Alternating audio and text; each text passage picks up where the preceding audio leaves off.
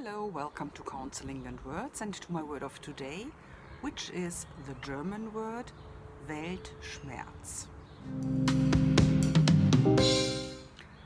The word Weltschmerz, the German word Weltschmerz, does not have a direct English equivalent.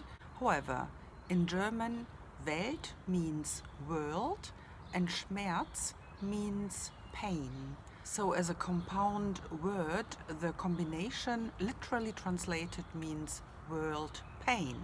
It is the kind of word that acknowledges that the world will never be quite the way you want it to be.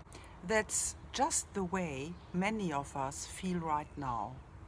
When I open the newspaper or watch the news, I'm often concerned and shocked by what I hear there. Sometimes it rolls over us like a big boulder, the Weltschmerz, world pain. You can get the feeling that everything you believed in goes down the stream. Values, moral principles, and faith in the good are shaken.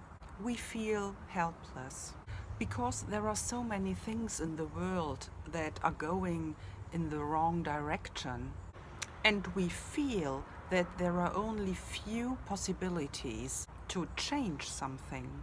That creates something in us that we don't like at all. Feelings of powerlessness and a sense of grief at how the world keeps falling short of our expectations.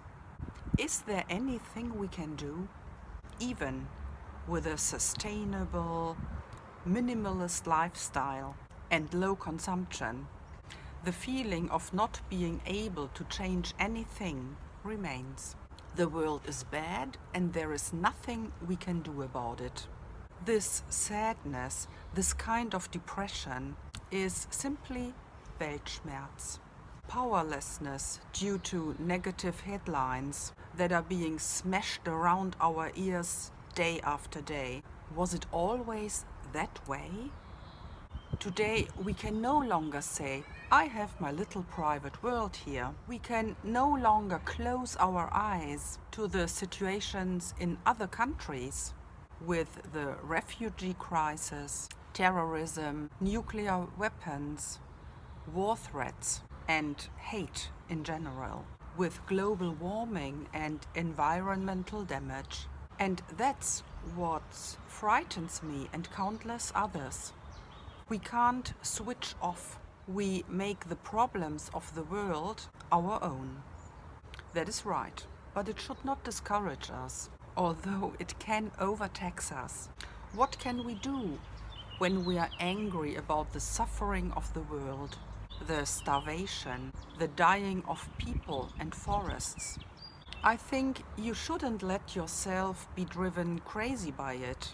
The fact that the misery of the world can depress us to a certain extent is of course exhausting on the one hand, but also speaks for our empathy.